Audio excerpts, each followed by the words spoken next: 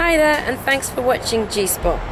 This video is for anyone who's ever found it difficult to speak out loud. I don't just mean public speaking, I mean literally getting what's going on here and here out through your mouth. Does this ring a bell for you? Or do you know someone who has difficulty speaking? I really would like to share something that's helped me a lot with this, and something that's only come to light for me personally recently, and actually through making another blog. I was making a blog about how to get the universe to help us, and talking about a speech impediment I used to have, and still have a little bit, when this happened.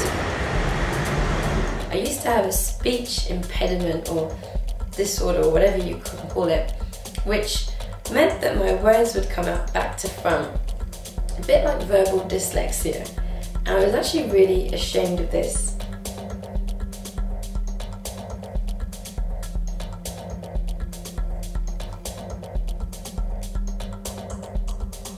So I actually didn't include that in the final blog, but it was playing on my mind for days afterwards, and I started realising the extent to which I'd always felt a bit stupid really, or a bit slow around other people. A bit like I couldn't keep up with them, or I just couldn't seem to articulate myself very well. And I realised how much I'd been criticising myself almost every day for as long as I can remember, which isn't really that much fun. So is that going on for you or anyone that you know? If it is, I'd like to offer a fresh perspective on this.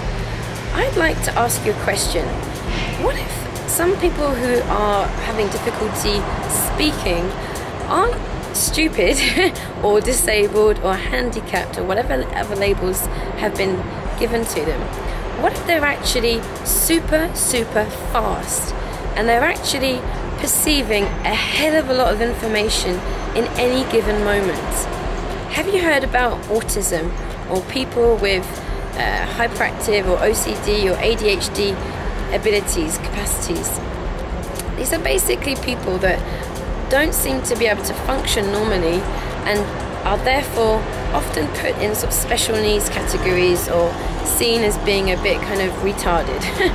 Sorry for the use of that word. But what if these people are actually super fast, as I was saying?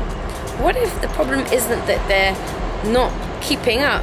The problem is they're actually getting so much information from the environment around them, from the people they're speaking to, that slowing it down into words is the difficult part. Have you heard about Carly Fleischman?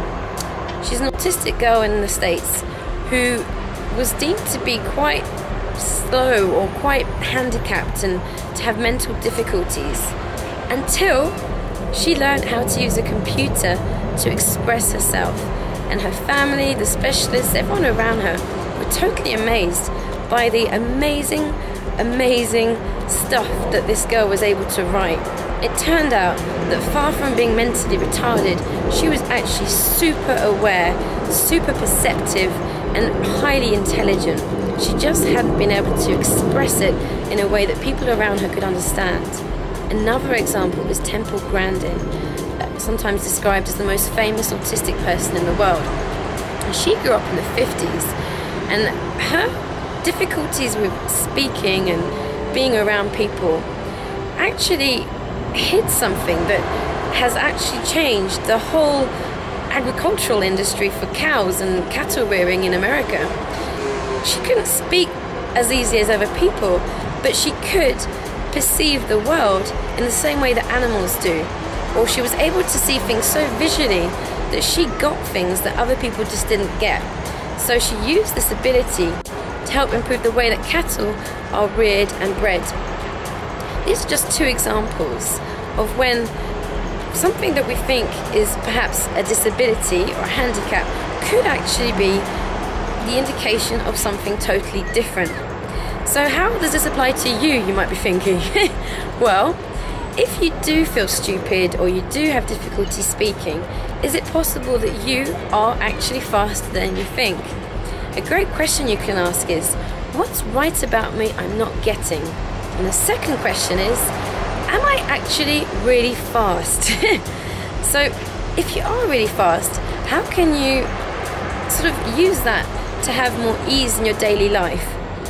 For example, something that helped me a lot was to ask the question, who does this belong to? That question allows you to filter out what's the stuff that you're perceiving from what's actually you. So if you're perceiving thousands of things in any one moment, but you don't know that it's your perception, it can be quite overwhelming because it feels like it's you. You think you're angry, you think you're stressed, you think you're just unable to get calm. But maybe it's just you perceiving it. If it is you perceiving it, asking the question, who does this belong to, will make that clearer, and eventually you start to have less stuff going on. And what I found personally is that it became easier to speak. I've made a whole video about this, and I have talked about this in other videos. It may seem like I'm repeating myself, but it's such an important piece of information. I'd really love for everyone who needs that information to have it. Okay, so 3 tips from today. What's right about you that you're not getting yet?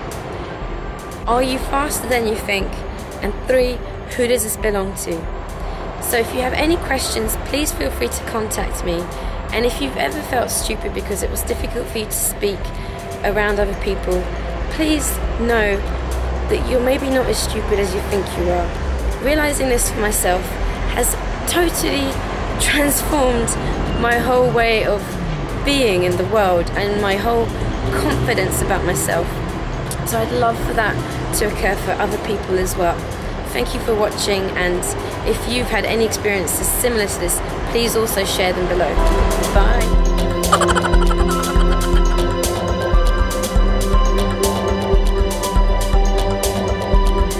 To help improve the way that cattle are reared and bred. To help improve the way that cattle are reared and bred.